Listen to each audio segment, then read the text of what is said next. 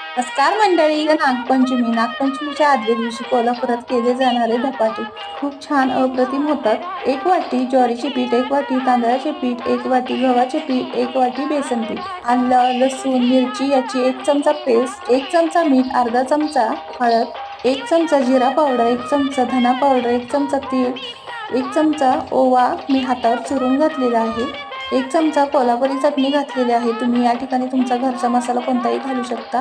बारीक चिरलेली भरपूर कोथिंबीर, 1 बारीक चिरलेला कांदा घालून सगळे मिक्स करून मी पीठ मस्त मळून घेतलेलं आहे. पोळपाटावर कापडाच्या साहाय्याने मी सगळे धपाटे थापून घेतले आणि तसेच उचलून कापड तव्यावर आपल्याला सोडायचं आहे आणि पाणी लावून कापड व्यवस्थित अलगद काढायचे आहे. वरून पाणी लावल्याने कापड धपाट्याला अजिबात चिकटत नाही. याचप्रमाणे सगळे धपाटे मी करून घेतले आहे. खूप खुसखुशीत खमंग आपले धपाटे होतात.